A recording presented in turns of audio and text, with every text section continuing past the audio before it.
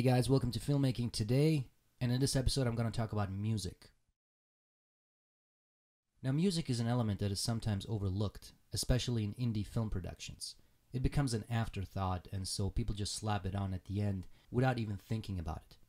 Now, this can make or break your movie.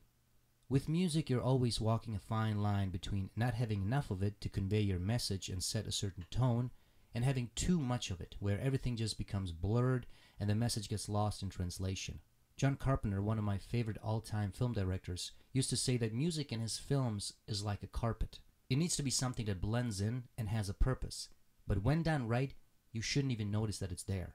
To me, it's also a bridge. It connects scenes and makes the whole film flow as one unit, and it expresses certain emotions that you cannot express otherwise. And the beauty is, you can do all this in 1 second. It doesn't have to take minutes or hours to convey a certain message. Here's an example of my film Living Life Waiting to Die, where you have two characters sitting around and watching TV. Pay attention to the transition from one scene to the other. It's like trying to teach Latin to a monkey. There's different social networking sites where you post your messages. You notice the music was there for just a second. And in this case, it bridges the scenes, and it also works to emphasize the punchline. And in a split of a second, it makes you laugh. Here's another example of a short I did years ago. I scored the music myself, and here's the intro with and without the music.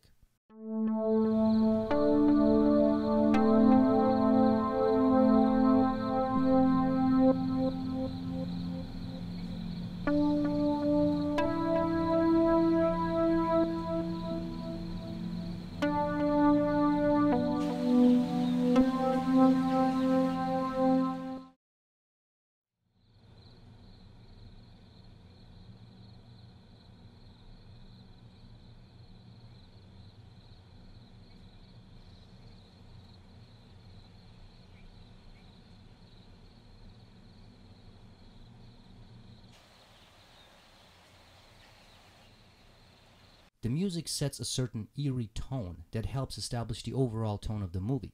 It also creates uncertainty, and this helps because this film is about a man who's being accused of murdering his wife, and the audience doesn't know whether or not he did it until the very end. So subconsciously, I'm planting that seed in the audience's head right from the start with the type of music.